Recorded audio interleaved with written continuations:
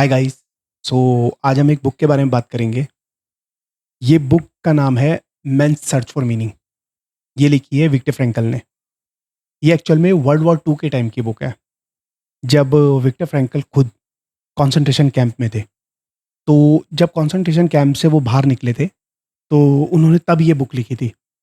Victor Frankel originally Austrian एक psychiatrist थे, camp में जाने से पहले। तो ये बुक ना, जो इसका टाइटल है ना, मेंस सर्च फॉर मीनिंग, इसको जस्टिफाई करती है। इस बुक में वर्ल्ड वॉर टू के बारे में कुछ नहीं बताया गया है कि वर्ल्ड वॉर टू में क्या हुआ था। इस बुक में केवल कंसंट्रेशन कैंप की कहानी है कि कंसंट्रेशन कैंप में वहाँ पर लोगों के साथ क्या हो रहा था और उसका साइकोलॉजिकल क्या इम्पैक्ट पड़ा था उनकी ज़िंदगी में। तो उन्होंने ना पूरा साइकोलॉजी के पर्सपेक्टिव से इस बुक को लिखा है। आपको अगर ये बुक पढ़ने का मन है, ज़्यादा मोटी बुक नहीं है ये। मुश्किल से कितने पेजेस है इसमें, अराउंड 151 पेजेस है। तो आप आराम से पढ़ सकते हैं इस बुक को। अगर आपको नहीं पढ़नी है, तो मैं मुश्किल से 15-20 मिनट में इस बुक को आपको एक्सप्लेन कर दूँगा, और साइकोलॉजी के पर्सपेक्टिव से वो क्या बताना चाह रहे हैं, ये भी मैं आपको एक्सप्लेन कर दूँगा। तो चलो स्टार्ट करते हैं।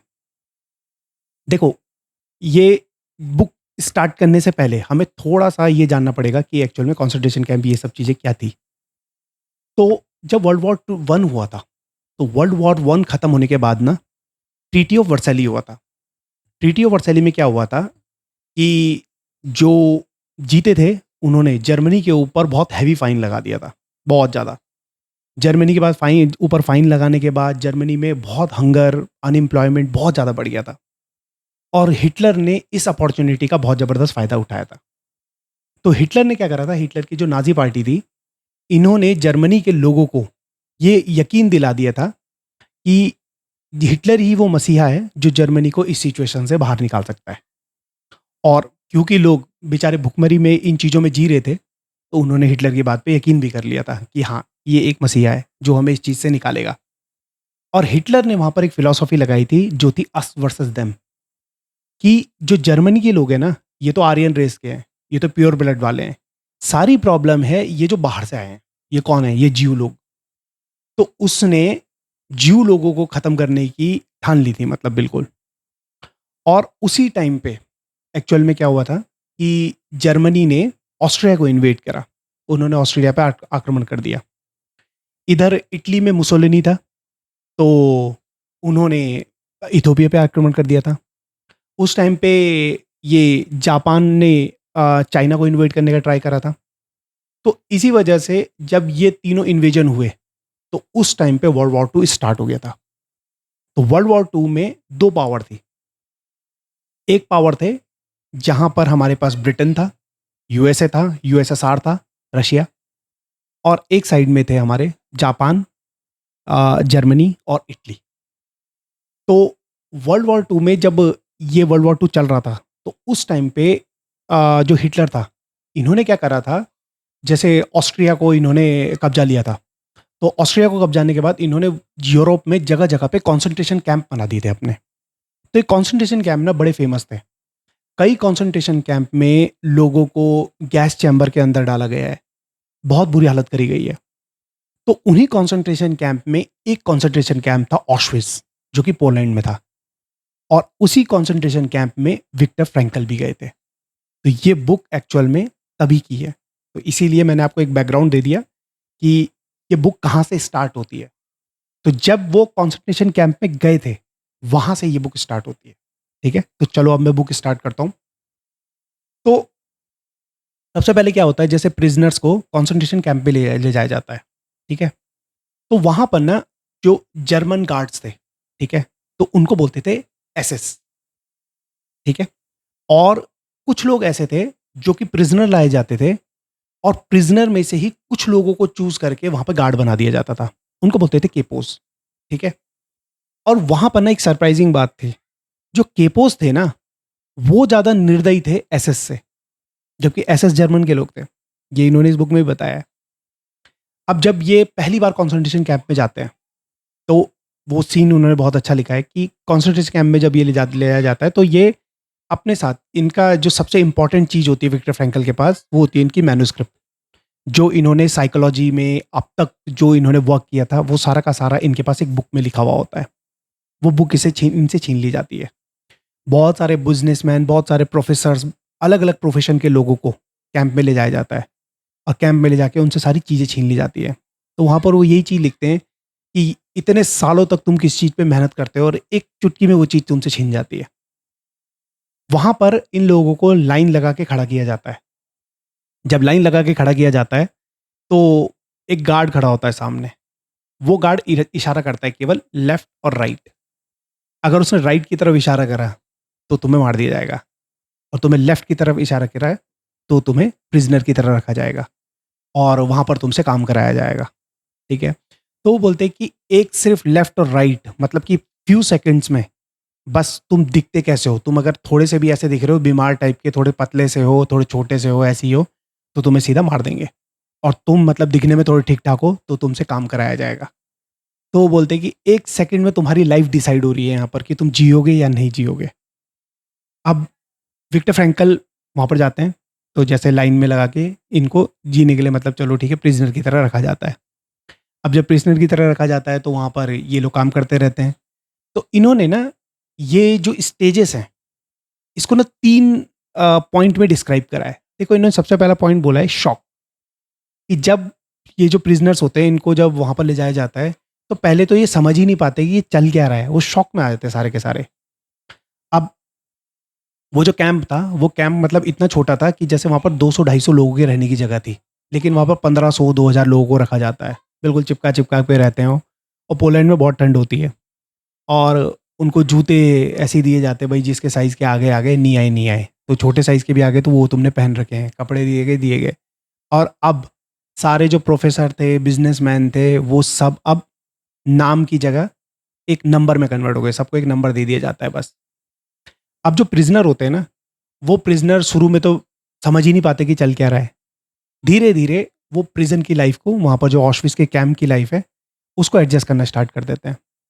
तो वहाँ पर ना अ, एक बहुत अच्छा पॉइंट उन्होंने लिखा है कि जैसे उनसे काम कराया जाता है, तो उनको खाना देते थे। खाना भी मतलब मिला-मिला, नहीं मिला तो नहीं मिला। तो उनको क्या करते थे कि जैसे किसी बंदे ने बहुत ज़्यादा काम कर दिया, तो उनको ना एक कूपन दिया जाता था। तो उस कूपन से ना तुम सूप खरीद सकते थे, ठीक है? और सिगरेट भी खरीद सकते थे। या तो तुम 6 सिगरेट खरीद लो, या तुम 12 सूप खरीद लो। और वो जो सूप होते थे ना, वो सूप सिर्फ़ पानी-पानी होता था, ऐसा कुछ नहीं होता था। लेकिन सूप और सिगरेट में बहुत अंतर है। सिगरेट से तुम्हारी भूख नहीं मिटेगी, पर सूप से भूख मिट सकती है। तो वहाँ पर ना विक्टर फ्रैंकल ने एक बहुत अच्छा पॉइंट लिखा है कि जो भी प्रिज़नर सिगरेट चूज़ करता था ना, तो हमें पता लग जाता है ये इंसान मरने वाला है। उसने मरने की ठान ली है अब।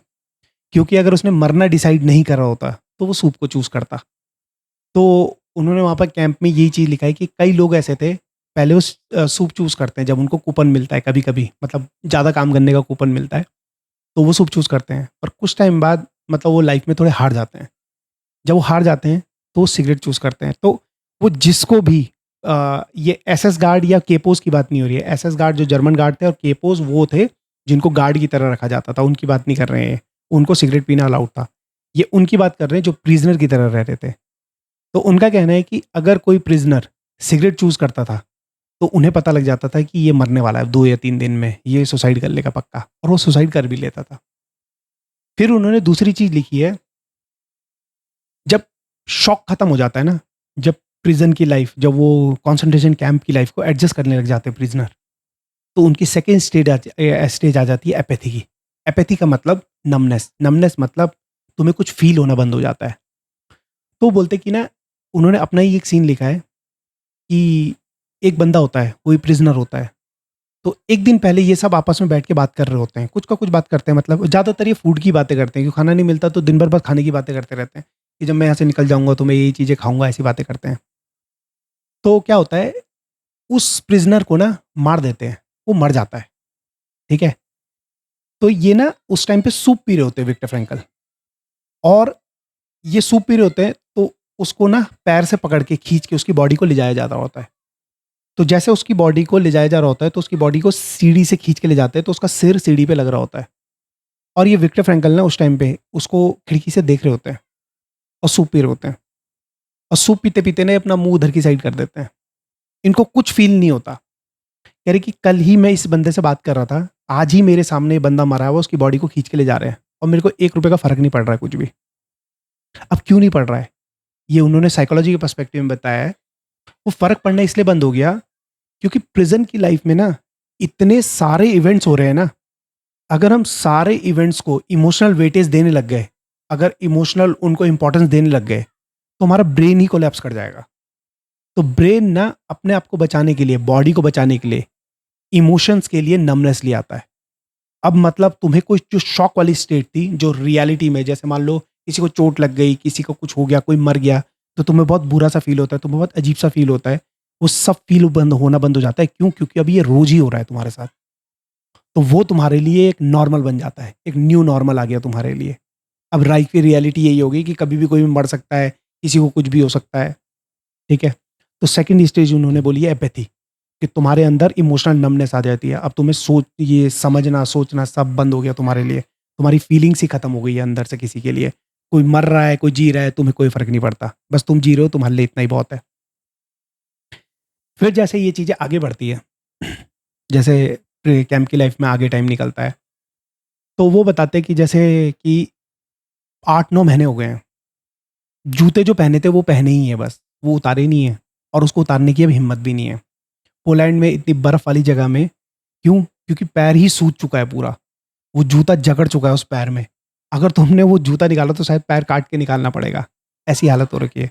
तो कोई ना जूता निकालता है, ना कपड़े निकालता है, कुछ नहीं करता। बस वो ऐसे ही जी रहे हैं। ठीक है?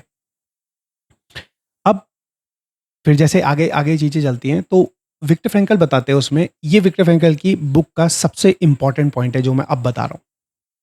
उन्होंने बोला कि उस कैंप की लाइफ़ में ना उन्होंने कई लोगों को मरते हुए देखा। वहाँ वो 3 साल रहे थे, तो कई लोगों को मरते हुए देखा। कई लोगों को ऐसा देखा कि कुछ लोग ऐसे हैं कि अपनी ज़िंदगी बस जी रहे जैसा भी जी रहे हैं। कुछ लोग ऐसे हैं जो दिखने में बहुत स्ट्रॉन्ग हैं, लेकिन वो सुसाइड कर लेते हैं। कुछ लोग ऐसे हैं जो दिखने में बहुत वीक हैं, लेकिन वो जिए जा रहे हैं, बढ़िया से जिए जा रहे हैं। कुछ लोग ऐसे हैं जो फेलो प्रिज़नर की बहुत हेल्प कर रहे हैं। कुछ लोग ऐसे हैं जो फेलो प्रिज़नर का ही खाना छीन के खा ले रहे हैं और फेलो प्रिज़नर जो है वो भूख से मर जा रहा है। तो उन्होंने बोला कि ऐसा क्यों है? तो उन्होंने बोला कि कहीं न कहीं ना तुम्हारा जो इंटरनल इमोशनल स्ट्रक्चर होता है, ये बहुत इम्पोर्टेंट होता है। ये लाइफ़ को चेंज नहीं कर सकता, पर ये बहुत कुछ चेंज कर सकता है। ये मैं आपको इसी पॉइंट से अभी बताऊँगा, कैसे? उन्होंने क्या पॉइंट इसके लिए रखा है। तो वो बताते कि ना जभी भी वो जैसे कहीं पे काम पे जाते थे, तो काम पे जाते टाइम पे वो अपनी वाइफ़ के बारे में सोचते थे, कि जब मैं कभी कैंप से बाहर निकलूँगा ना, तो मैं अपनी वाइफ़ से मिलूँगा। और दूसरी चीज़ वो सोचते थे कि जैसे वो साइकोलॉजी के प्रोफ़ेसर रहे हैं पहले, साइकोलॉजी का ही काम करते थे। तो वो बोलते थे कि जब मैं ये कैंप की लाइफ़ से बाहर निकलूँगा ना, तो मैं इस कैंप की लाइफ़ को एक्सप्लेन करूँगा लोगों को, कि यहाँ मेरे साथ क्या हुआ है, यहाँ मैंने क्या फ़ील करा है। तो ये ना उनका लाइफ़ का गोल है, जिसको वो अचीव करना चाहते हैं मतलब एक पॉइंट ऑफ टाइम पे, और वो ये सोच-सोच के ना मतलब कि मेरे को सिर्फ़ इसलिए जीना है, कि जैसे मैं अपनी वाइफ़ से मिलूँगा, मैं इस काम को आगे बढ़ाऊँगा, वो इसके लिए जी रहे हैं। तो उन्होंने यहाँ पर ये पॉइंट बोला है कि लाइफ़ में ना सबसे ज़्यादा जो इम्पोर्टेंट चीज़ होती है, सबसे ज़्यादा इम्पोर्टेंट चीज़, वो ना पावर या प्लेज़र नहीं होता है। जैसे जनरली हमारा ये मानना है राइट, कि इंसान प्लेज़र सीकर होता है, इंसान प्लेज़र के लिए, मनी के लिए, फ़ेम के लिए, पावर के लिए, इन सब चीज़ों के लिए लड़ता है, इन सब चीज़ों के लिए जीता है। उन्होंने बोला नहीं, ऐसा नहीं होता है।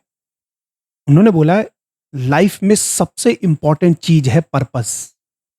लाइफ़ को जीने का मीनिंग क्या है? और इसी के ऊपर ये बुक है, मेन्स सर्च फॉर मीनिंग। उन्होंने बोला जिस इंसान के पास लाइफ़ को जीने का मकसद है, लाइफ़ को जीने का पर्पस है, वो किसी भी सिचुएशन में जिएगा। जिसका पर्पस खत्म हो गया, वो इंसान खत्म हो गया। तो आपने कई लोगों को ऐसा देखा होगा, वो बहुत हार्डशिप में जीते हैं, बहुत हार्डशिप में। लेकिन वो चलते रहते हैं अपनी ज़िंदगी में। कई लोग होते हैं, बहुत अच्छी ज़िंदगी चल रही है उनकी, पैसा है, सब कुछ है, पर उनको बहुत बेकार लग रही है ज़िंदगी। तो उन्होंने बोला कि मनी, फ़ेम ये सब चीज़ें कुछ नहीं है। मेन चीज़ है पर्पस, कि तुम्हारे पास पर्पस है या नहीं है। अगर तुम्हारे पास पर्पस है, तो तुम्हारी जो इंटरनल एनर्जी है ना, वो इतनी स्ट्रॉन्ग रहेगी कि तुम किसी भी सिचुएशन में जीने का ट्राई करोगे।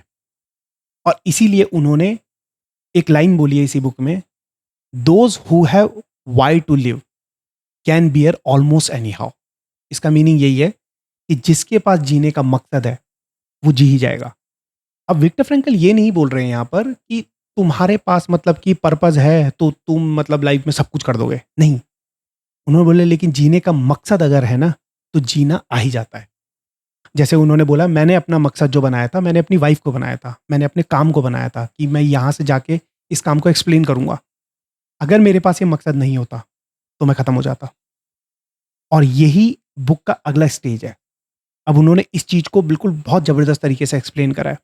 उन्होंने एक प्रिज़नर की सिचुएशन को बताया है। जब ये कंसंट्रेशन कैंप की लाइफ बहुत आगे बढ़ जाती है, यहाँ तक आगे बढ़ जाती है कि जर्मनी एक्चुअल में वॉर में हार रहा होता है। तो जो प्रिज़नर होते हैं उनको ये बात पता लग जाती है। तो एक प्रिज़नर की कहानी उन्होंने लिखी है। वो प्रिज़नर ऐसा होता है कि उसको ये लगता है कि इस पर्टिकुलर डेट तक, ठीक है? इस पर्टिकुलर डेट तक जर्मनी हार चुका होगा और जो ये एलाइज़ हैं, ये आके जर्मनी से मतलब हमको छुड़वा देंगे। वो ये अपने दिमाग में बिठा देता है और वो बड़ा खुश हो जाता है ये सोच के। अब होता क्या है, वो बड़े मस्त ज़िंदगी जी रहा होता है। वो डेट आती है, जिस डेट को उसने अपने दिमाग में सोचा था कि भाई इस डेट तक हम छूट जाएँगे और कुछ नहीं होता। अगले ही दिन वो बंदा मर जाता है। तो यहाँ पर विक्टर फ्रैंकल वही बता रहे हैं कि तुम्हारी जो इंटरनल एनर्जी है ना, वो इतनी स्ट्रांग होती है, उसके अंदर इतनी पावर है तुम्हें जिंदा रखने की और तुम्हें खत्म करने की। ऐसा नहीं है कि उस बंदे की लाइफ में कुछ चेंज हो गया, उस बंदे की लाइफ वही है, वो रहा है प्रिजनर में ही रहा है, बस उसका बिलीव खत्म हो गया कि अब लाइफ में कोई मकसद नहीं रह गया। तो उन्होंने जैसे शुरू में मैंने आपको बताया ना कि जो लोग मतलब जैसे उनको चॉइस दी जाती थी, तुम्हें कूपन लेना है खा ये सूप का या सिगरेट लेनी है, तो जो इंसान सिगरेट चूज करता था, वो चूज़ करता था जिसका मकसद खत्म हो चुका है, जिसका पर्पस खत्म हो गया, अब जीने का कोई मतलब नहीं है, मतलब कभी मैं छूटूँगा भी नहीं, कभी कुछ होने भी नहीं वाला। तो उन्होंने इस चीज़ को ही लिखा है कि पर्पस बहुत इम्पोर्टेंट होता है। तो उन्होंने इस चीज़ को फिर आगे जैसे फिर ये छूट जाते हैं, तो छूटने के बाद मतलब इन्होंने बोला कि जैसे कई लोग ऐसे होते हैं, जब वो बाहर निकलते हैं ना, तो काफ़ी टाइम तक सिर्फ़ आसमान ही देखते रह जाते हैं और काफ़ी लंबे टाइम तक अपनी ज़िंदगी में वो ये प्रोसेस ही नहीं कर पाते कि वो फ्रीडम में जी रहे हैं। पता है क्यों? उन्होंने इसका आंसर लिखा है कि जो वो 3 साल तक लगभग ये 3 साल कंसंट्रेशन कैंप में रहे थे। तो कंसंट्रेशन कैंप में 3 साल में ब्रेन एक टेंशन में जिया है पूरा, पूरे टेंशन की स्टेट में। वो टेंशन की स्टेट से फ्रीडम की स्टेट आने में, वो ब्रेन को प्रोसेस करने में बहुत लंबा टाइम लगता है। तो इसी वजह से वो लोग एकदम ऐसे ही मतलब उनको नमनेस टाइप की आ गई थी, ये हुआ क्या? उनको फ्रीडम ना डाइजेस्ट टाइप की नहीं हुई। इसी वजह से जो कई लोग थे जो कंसंट्रेशन कैंप से बाहर आए थे, उन्होंने काफ़ी सालों तक यही बात बोलते रहे कि हमें इस बारे में बात ही नहीं करनी है। विक्टर फ्रैंकल खुद ऐसे थे, जिन्होंने कंसंट्रेशन कैंप से बाहर आके ये बात बोली थी कि मुझे इस बारे में बात ही नहीं करनी है। ये बुक वो लिखना नहीं चाहते थे शुरू में। ये बुक उन्होंने बहुत बाद में लिखी थी। क्योंकि वो उस चीज़ को सोच ही नहीं पा रहे थे कि ये हुआ क्या है अब? मतलब मैं अब कौन-सी ज़िंदगी जी रहा हूँ? कई लोग तो फ्रीडम को डाइजेस्ट ना करने की वजह से मर चुके थे। तो जो हमारी इंटरनल कैपेसिटी है, चीज़ों को समझने की, चीज़ों को जानने की, वो बहुत पावरफुल होती है। और इसी को विक्टर फ्रैंकल ने एक टर्मिनोलॉजी दिया है जिसको लोगोथेरेपी का वो नाम देते हैं। तो लोगोथेरेपी में वो क्या बोलते हैं, अब हम बुक से बाहर आ गए, बुक के एक लास्ट चैप्टर में है ये। लोगोथेरेपी में क्या होता है, जैसे कि मान लो कोई इंसान है, उसने ये सोचा हुआ था कि भई मेरे को 10 करोड़ रुपए कमाने हैं और मेरे को एक बंगला लेना है, मेरे को गाड़ी लेनी है, मेरे को ये लेना है, वो सब कुछ लेना है। और उसने ये अचीव कर लिया। तो वो ना ये अचीव करने के कुछ टाइम बाद ना परेशान हो जाएगा दोबारा। परेशान क्यों होगा? अगेन पर्पस खत्म हो गया। अब तक तो पर्पस था, तो अब तक वो मज़े में जी रहा था। अब मतलब सब चीज़ अचीव हो गई तो पर्पस खत्म हो गया। जब तुम्हारी लाइफ में कोई पर्पस नहीं होता, तो विक्टर फ्रैंकल इसको बोलते हैं एक्जिस्टेंशियल वैक्यूम। तुम्हारे अंदर एक वैक्यूम क्रिएट हो गया है, एक होल क्रिएट हो गया है। तो वो होल फिल करने के लिए ना एक ही तरीका है, ना तुम्हें पावर चाहिए, ना तुम्हें प्लेज़र चाहिए, तुम्हें पर्पस चाहिए। और इसी वजह से वो ये बोलते हैं, आप देखोगे करंट लाइफ में, मतलब जो करंट हम इसमें मॉडर्न लाइफ में आ गए हैं, मॉडर्न लाइफ में सुसाइड बहुत ज़्यादा होते हैं। पुराने टाइम में लोग सुसाइड नहीं करते थे और लाइफ हार्ड पुराने टाइम पे थी। लाइफ बहुत ज़्यादा हार्ड थी पुराने टाइम पे, राइट? डिज़ीज़ बहुत ज़्यादा थे, कोई मेडिकल इतनी रिसर्च नहीं होती थी, कुछ नहीं होता था, लेकिन इंसान बड़ी सही ज़िंदगी जीता था। तो इसका भी आंसर उन्होंने इसी पॉइंट से दिया है। पुराने टाइम पे क्या होता था, इंसान ना कम्युनिटी में रहता था। कम्युनिटी में रहता था तो कम्युनिटी में ना उसका रोल असाइन था। उसको एक रोल दिया गया था कि भई तुझे ये करना है। वो रोल ही उसका पर्पस हो जाता था। तो लोग ना वॉर में फाइट में, रिलीजन में, कम्युनिटी में, फैमिली में, हर जगह में एक रोल लेके घूमते थे। वो रोल ही उनकी लाइफ का पर्पस होता था और उस पर्पस के लिए वो जीते रहते थे। इसी वजह से, पर्पस होने की वजह से, भले ही लाइफ हार्ड थी, वो जीते रहते थे। आज की लाइफ में इंसान का पर्पस खत्म होता हुआ दिख रहा है। उसको यही समझ में नहीं आ रहा है कि अगर मैंने ये पैसे कमा भी लिए तो मैं करूंगा क्या इसका? क्योंकि उससे उसको हैप्पीनेस नहीं मिल रही है। उसको हैप्पीनेस जिस चीज से मिलनी थी वो उसे पता ही नहीं है। तो यहां पर विक्टर फ्रैंकल तुम्हें बोलते हैं कि जब भी तुम किसी हार्ड सिचुएशन में हो ना, तो तुम्हें ना ये नहीं बोलना है कि मेरे साथ ऐसा क्या हो रहा है। तुम्हें ये बोलना है कि लाइफ मेरे से क्या एक्सपेक्ट करती है इस मोमेंट पे। मतलब कि तुम लाइफ से सवाल पूछ रहे हो, तुम अपने से सवाल नहीं पूछ रहे हो कि मेरे साथ ऐसे क्यों हो रहा है, ये मैं ऐसा क्यों हूं, वो ये क्यों नहीं। तुम लाइफ से पर्पस पूछ रहे हो अपना, और उस पर्पस के लिए अपना काम करने लग जाओ। वो ये बोल रहे हैं कि भले ये फिलॉसफी है, राइट, कि हम ये बोल रहे हैं कि भाई इंटरनल एनर्जी, ये सब सब बातें करते हैं वाली। पर वो ये बोल रहे हैं कि अब जो पर्पस है ना, वो पर्पस कभी ऐसा नहीं होगा जैसे कि मान लो मैं हूं और मेरा एक फ्रेंड है। हम दोनों बचपन से बिल्कुल साथ में रहे हैं। हमारे बिल्कुल सेम मार्क्स भी आते रहे, ठीक है, हम पढ़ाई में भी सेम थे, सब चीज़ में सेम थे, और हम दोनों के विचार भी मिलते हैं। लेकिन उन्होंने ऐसा बोला कि ऐसा नहीं होता। अगर ऐसा है भी ना, तो इट डजंट मीन कि तुम दोनों का लाइफ का पर्पस सेम होगा। हर किसी का लाइफ का इंडिविजुअल पर्पस होगा, और वो पर्पस वो इंसान ही डिफाइन कर सकता है। आपको सोसाइटी नहीं बता सकती, आपके माँ बाप नहीं बता सकते वो बात।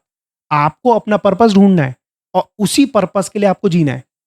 तो इसी वजह से कई बार जो पर्पस होता है वो सोसाइटी हमें देती है। जैसे मान लो आपकी कम्युनिटी में ये बहुत ज़्यादा है कि भाई जो बच्चा पढ़ाई में निकलता है वो बहुत अच्छा है, तो आप भी ज़बरदस्ती पढ़ रहे हो जबकि आपका पढ़ने का कोई मन नहीं है, फिर आप बोल रहे हो कि मेरे को तो मजा ही नहीं आ रहा है। वो यही बात डिफाइन कर रहे हैं यहाँ पर कि तुम्हारा पर्पस कुछ और हो सकता है। तुम्हें उस पर्पस को ढूंढना है और उस पर्पस के लिए वर्क करना है। जैसे कि मान लो एक एग्जांपल और है इसमें, जैसे मान लो कोई पेरेंट है। अब उस पेरेंट का एक बच्चा है, तो उस बच्चे को जो केयर और जो नरिशमेंट और जो फ्यूचर देना है, वो सिर्फ वो पेरेंट ही सोचेंगे। वो तुम्हारे उसके रिलेटिव या उसकी कम्युनिटी कभी कभी नहीं सोचेगी उसके बारे में कि भाई ये बच्चा मेरा पर्पस है। कोई कम्युनिटी नहीं बनाएगी। उसके पेरेंट का ही वो पर्पस हो सकता है, क्योंकि वो फील कर रहे हैं उस चीज को, राइट। तो तुम्हारा पर्पस तुम्हें ही फील होगा, किसी और को फील नहीं होगा।